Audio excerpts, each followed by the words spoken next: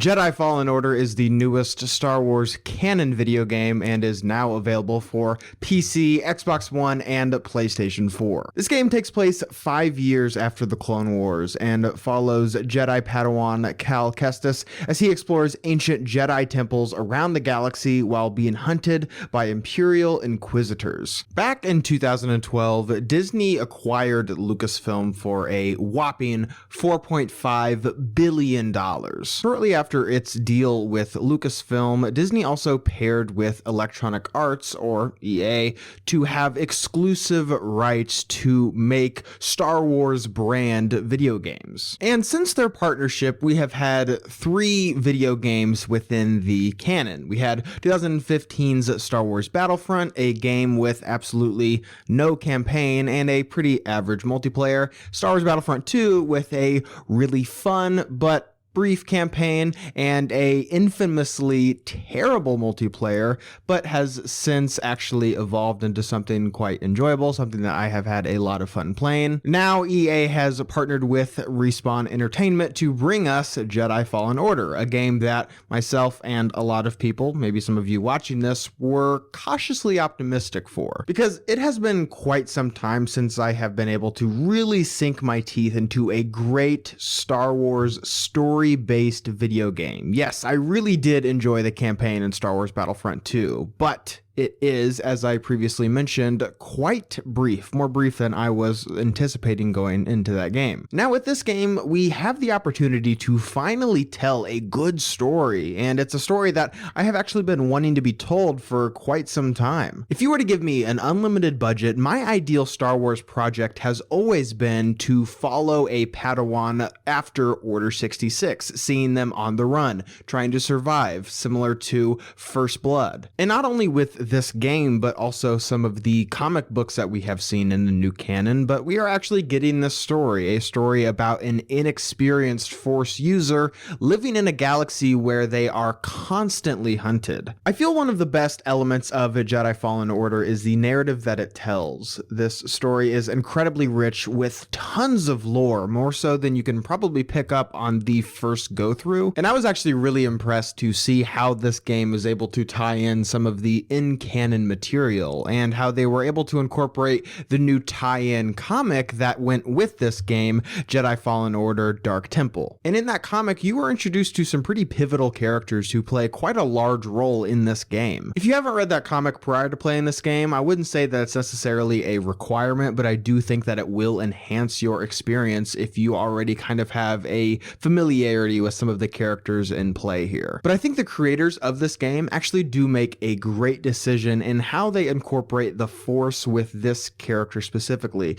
He is able to use the Force to look into an object's past, and this game actually refers to it as Force Echo. It's something that we've seen before in characters like Quinlan Vos in the Clone Wars, and I actually think that that's a really brilliant decision to include that ability in this game, because that not only expands on some of the lore within this game, it not only is a great way to deliver exposition, but also it encourages players to explore a lot of the planets that are within this game, which is a huge component of the story's narrative, is exploration. Like Uncharted or Tomb Raider, a great deal of this game is dedicated in exploring ancient ruins and Jedi temples, some of which we've seen before, some of which we haven't. There's one planet that you visit in this game, which I won't spoil for you here, but it totally made me geek out seeing this planet again. We haven't seen it since the Clone Wars. And while you're exploring these planets, you are able to find various items like paint schemes for your droid and your ship, clothes, and lightsaber parts, which again, another excellent idea. One of my favorite components of this game was being able to customize your lightsaber to your pleasing. Actually,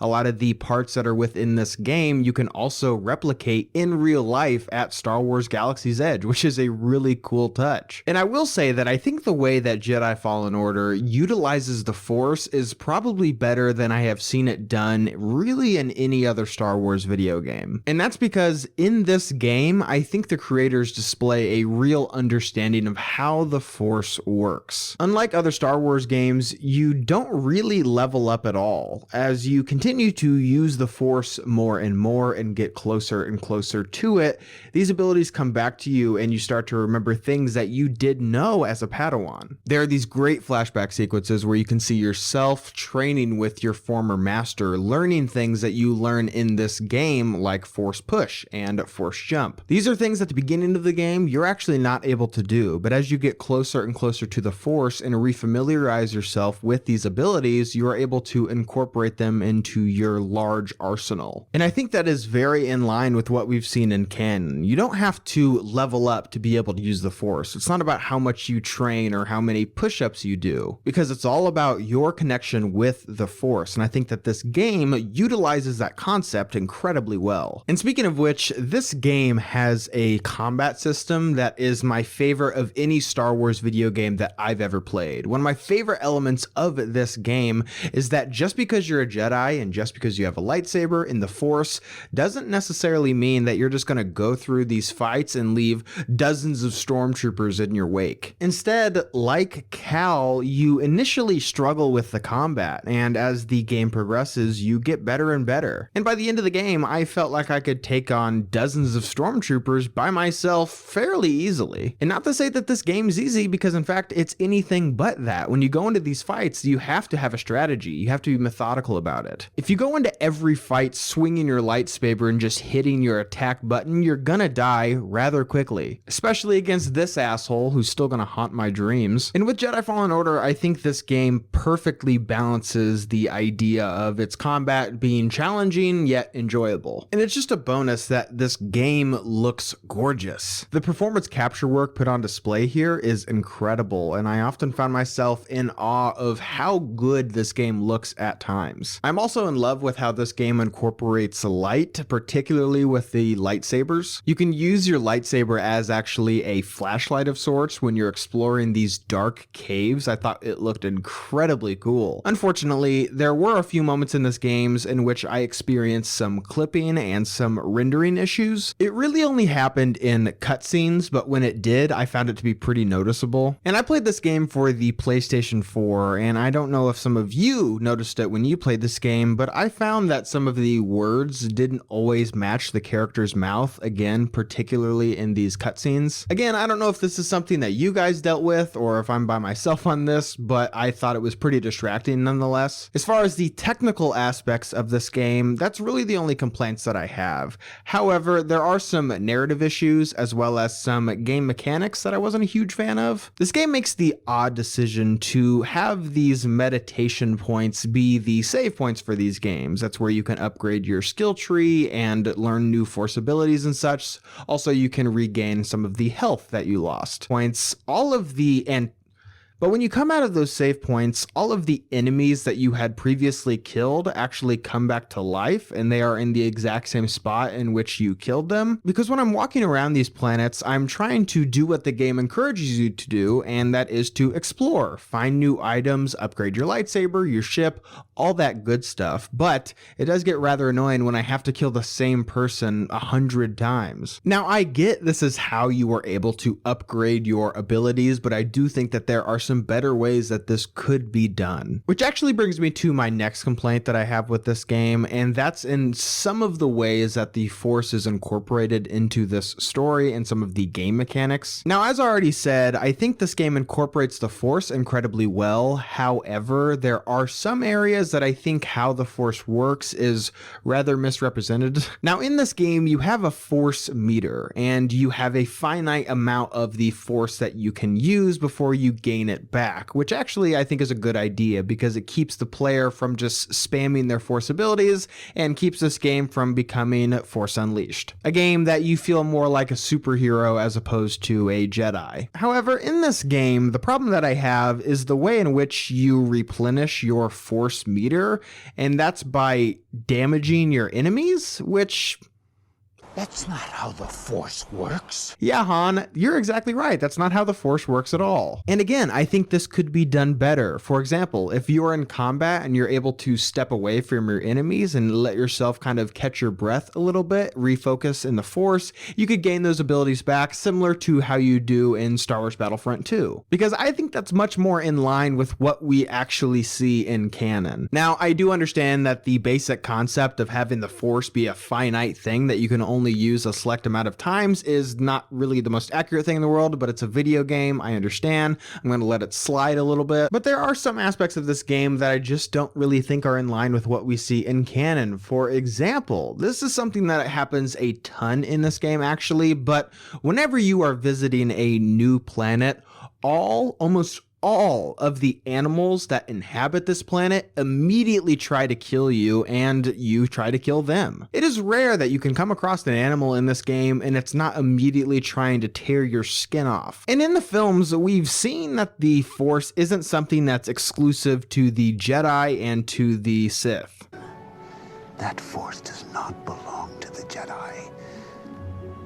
To say that if the Jedi die, the light dies is vanity. Can you feel that? It belongs to all living things, and as we've seen in Star Wars Rebels, that includes animals. In fact, the lead character of the show, Ezra Bridger, is pretty much able to communicate with them. So I just think it's a really odd decision that in this game, it not only allows you, but encourages you to just slaughter hundreds of animals, most of whom are kind of just chilling, and you come along with your lightsaber and cut their head off out of nowhere. Yes, oftentimes they attack you first, but I don't really think it should be that way either. In fact, I would think it would be way cooler if you see the Empire more often get in fights with these animals because they're inhabiting their space, they're taking over their planet. Now, if they're aggressive with these animals, it does make sense that they would be aggressive back, but I do think it would be a lot cooler if you were just able to explore these planets and just kind of mind your own business and these animals wouldn't really pay any attention to you. I think it's more creative, it's definitely more humane, and it absolutely is much more in line with what we see in canon. I also wanted to mention some of the characters in this game. With our protagonist Cal Kestis, I'm not going to lie, but it took me a little bit to really see some growth and really any depth with his character. But once the game actually gets going and this narrative really kicks into high gear, I thought his character developed from one that was a little one note to really interesting and has a really clearly defined arc. Which can also be said about another primary character in this game, Seer, who I found to be one of the more interesting aspects of this story. I loved her character, I loved her arc, and I would really like to see a lot more of her in other canon material. However, and this is a slight complaint, but I wish her character had a bit more to do in this game. A vast majority of the story, the really only involvement that she has with this narrative is only in cutscenes. When you visit a given planet, her, along with the pilot of the ship that is taking you around the galaxy,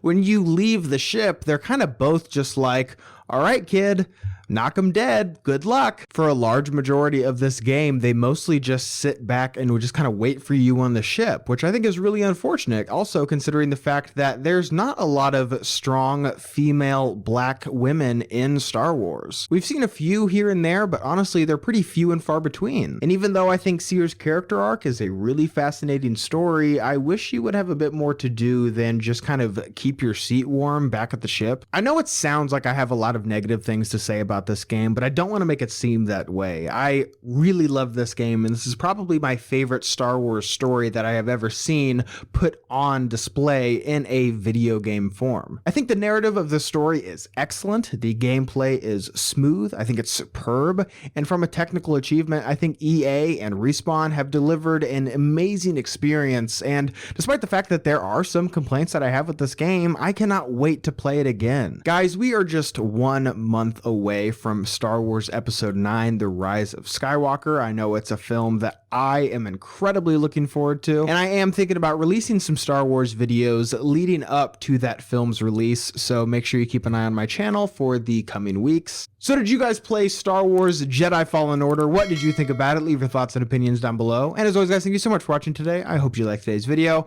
And if you did, you can click on the link down below and subscribe to my channel to see more movie reviews and movie-related things. Guys, thank you so much for watching, and see you next time.